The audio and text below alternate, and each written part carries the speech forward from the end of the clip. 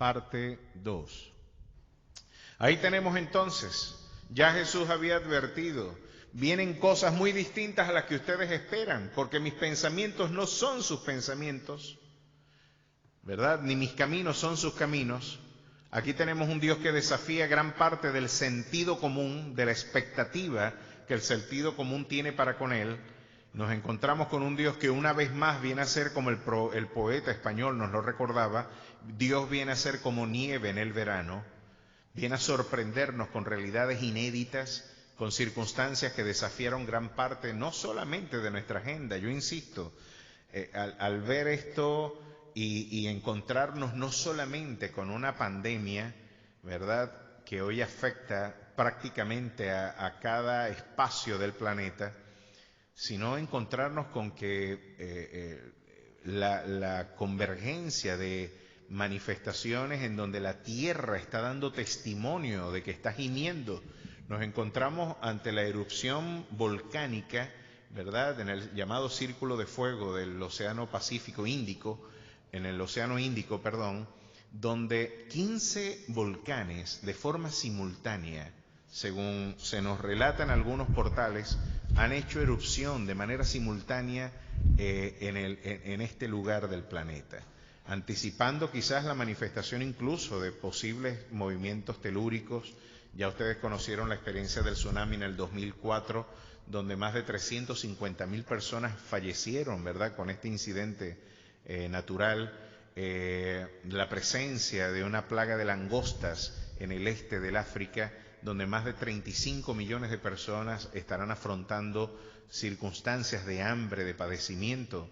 Nos encontramos ante escenarios interesantísimos. En el caso de nuestra experiencia nacional, incluso donde la contingencia de una posible guerra, donde la contingencia de que esta crisis política y económica y global pueda tener incidencia en ciertos elementos también disruptivos a la estabilidad y a la paz política y social no solamente de nuestra experiencia nacional. Esto puede anticipar escenarios de profunda crisis política y militar internacional. Aquí tenemos una crisis de proporciones globales, de proyecciones que no solamente pueden ser evaluadas desde una perspectiva regional, sino geopolítica. Y aquí entonces, al igual que los discípulos, Jesús les dice: vienen cosas y experiencias que ustedes no entenderán. Y lo que los discípulos no podían entender en su visión de la mesianidad en el siglo I era cómo se supone si nosotros esperábamos el Mesías como un redentor nacional, hay tantas cosas que acomodar en este país, ¿vale? Y a ti lo que se te ocurre es ir a Jerusalén a morir. Hay tantas cosas que hacer, tenemos la ignominia de un imperio romano oprimiéndonos, pisoteando la dignidad nacional, una potencia gentil, pagana, haciendo ignominia del pueblo al que tú has afirmado ha sido llamado con propósitos eternos, a ser el depositario de la bendición, de tu palabra, de tu promesa. ¿Por qué hoy somos objeto de escarnio? ¿Por qué hoy somos objeto de ignominia? Cuando esta potencia pagana hoy oprime ignominiosamente nuestra nación. Era la pregunta que tenían los judíos para aquel entonces. Y esperábamos que tú fueras el Redentor, como lo dice Cleofas cuando camina con Jesús dándole la espalda a Jerusalén, a la ciudad de la paz, rumbo a Emaús. Nosotros esperábamos que Él fuera el Redentor. Pero ya Jesús lo había advertido unos capítulos antes en el mismo Evangelio, como nos lo brinda como testimonio Lucas. Es interesante que Lucas siempre pone a Jesús en el camino, siempre pone en ese lugar donde insiste el pensamiento postestructuralista, posmoderno, en decir que no existen rumbos, que no existen horizontes. Aquello que decía Antonio Machado, el poeta modernista español: caminante no hay camino, se hace camino al andar. Eso que Joan Manuel Serrat popularizó, ¿verdad?, en la trova, en su canción. Sin embargo, hoy tenemos que decirle tanto a Joan Manuel Serrat como a Antonio Machado, que junto con Rubén Darío fueron los representantes más conspicuos del modernismo poético y literario hispanoparlante, de alguna forma tendríamos que decirle de que claro que sí hay un camino. El camino no se hace al andar como pensaba el existencialismo de posguerra, que es lo que realmente eso traduce. No hay rumbos, no hay criterios, no hay rumbos uniformes, universales, no hay un camino por el cual transitar. Yo construyo el camino con mi existencia. Yo construyo mi identidad con mis decisiones. No.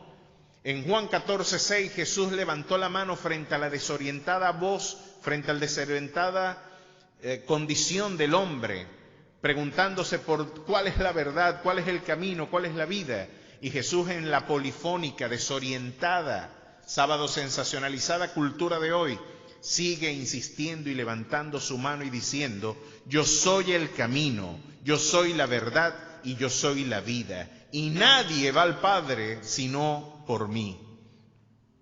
Pero el camino que elige Jesús rumbo a Jerusalén nos desconcierta, nos desafía, nos interpela. No se supone esto era lo que yo esperaba.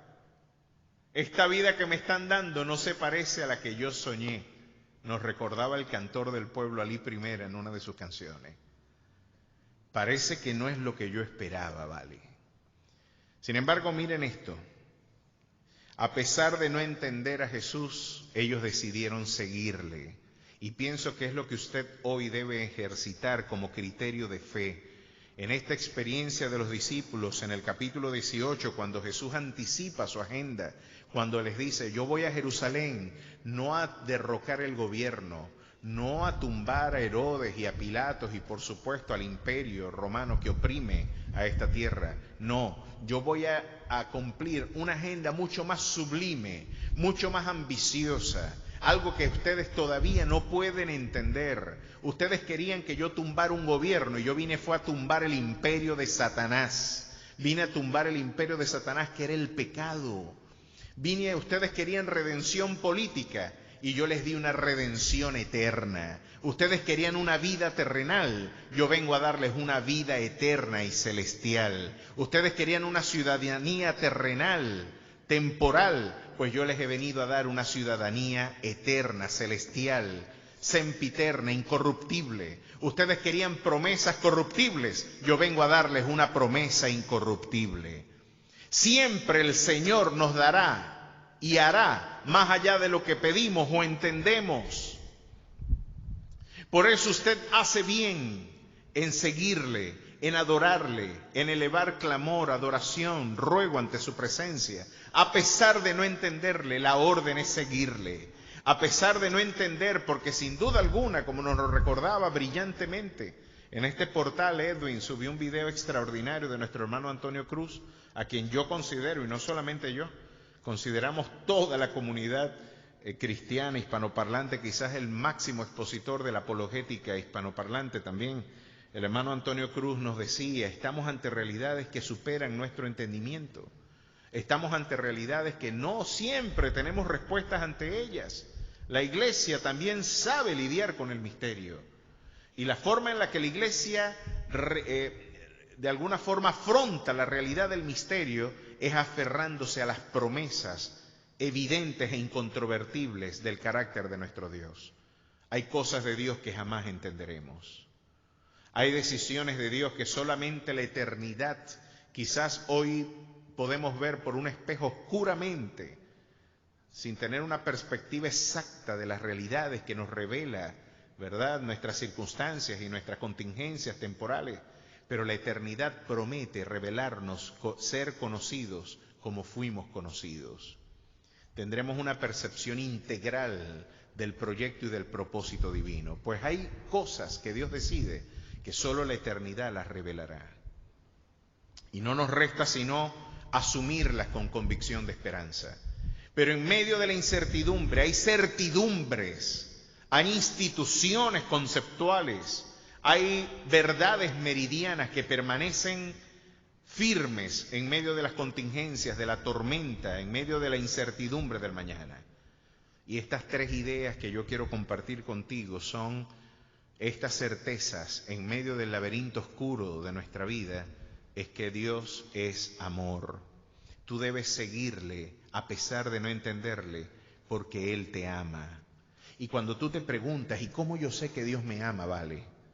¿Cómo yo sé que Dios me ama si lo que parece que mis circunstancias parecieran que Dios me abandonó? Alguno podría decir como Cleofas, reprochándole al forastero, que ellos creían que era el forastero Jesús. Eres tú el único que no sabes lo que ha pasado, ¿vale?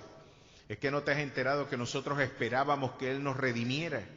Nosotros esperábamos que ese era el tipo que nosotros esperábamos, ¿vale? Le dio a comer a 5,000 hombres, sin contar mujeres y niños, con unos pocos pececillos y unos pocos panes. El hombre que levantó los muertos, Lázaro lo levantó. No había un enfermo al cual no le brindara una respuesta, una solución. Los sanó a todos. No había nada imposible para Él. ¿Por qué fracasaron nuestros sueños? ¿Por qué las cosas salieron de forma tan distinta a lo que yo esperaba?